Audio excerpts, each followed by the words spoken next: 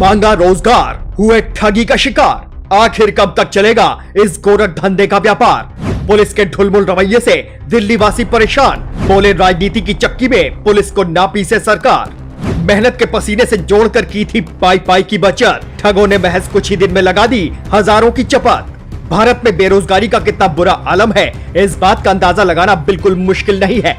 लोग रोजगार के लिए लाखों करोड़ों रुपए तक बहाने के लिए तैयार हैं। हालांकि इस बात का दूसरा पहलू ये भी है कि वो रोजगार के चक्कर में ठगी का शिकार भी हो रहे हैं। सीमित संसाधनों पर जनसंख्या विस्फोट होना दुगना दबाव डाल रहा है। मशीनी युग आने से लोगों को सुविधाएं तो जरूर बढ़ी हैं, लेकिन जिस श्रम शक्ति का इस्तेमाल पहले किया जाता था, उस श्रम शक्ति का इस्तेमाल अब कम या खत्म हो गया है। लोगों की जगह मशीनों ने ले ली है और यही कारण है कि बेरोजगारी का आलम प्रचंड हो चुका है।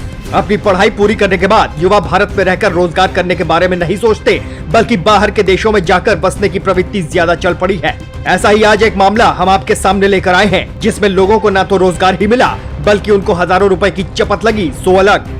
दरअसल दिल्ली के द्वारका मोड़ में एक नाइस इंटरनेशनल नाम की कंपनी ने दुबई में नौकरी के लिए विज्ञापन चलाया, जिसको देखकर रोजगार के इच्छुक लोग उस कंपनी के पास आए और पूरा ब्यौरा जाना। उन्हें बताया गया कि दुबई में हुंडई कंपनी में कुछ लोगों की जरूरत है, जिसके लिए यह विज्ञापन निकाला गया है। उनसे वीजा और मेडिकल के नाम पर पैसों की मांग की गई। कहते हैं ना, मरता क्या न करता। बेरोजगारी की मार झेल रहे उन लोगों ने उस कंपनी की बातों में आकर हजारों रुपए उन्हें दे दिए।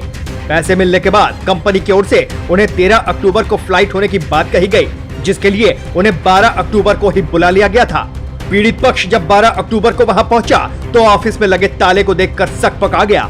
सुनील कुमार, जिसने इन लोगों से पैसे लिए थे, उसका फोन भी स्विच ऑफ हो चुका था। पीड़ित पक्ष ने ठगी का शिकार होते हुए पूरे मामले को पुलिस में ले जाने की बात कही। हालांकि उनके हाथ निराशा लगी। विपक्ष में से एक व्यक्ति ने बताया कि उन्होंने 112 पर तुरंत कॉल किया, जिसके बाद उन्हें 100 नंबर पर कॉल करने की सलाह दी गई और पुलिस के सामने मामला रखने के लिए कहा गया। पीड़ित पक्ष थाने पहुंचा तो पुलिस ने कार्रवाई करने से मना कर दिया। हालांकि इसके पीछे जो तर्क दिया गया था, वो किसी के गले नहीं उतर रहा है। पुलिस ने कहा, क्योंकि मामला देश के अलग अलग राज्य यूपी, बिहार, राजस्थान से जुड़े हुए लोगों का है, इसलिए इसकी कार्रवाई उनके स्थानीय थाने में ही होगी।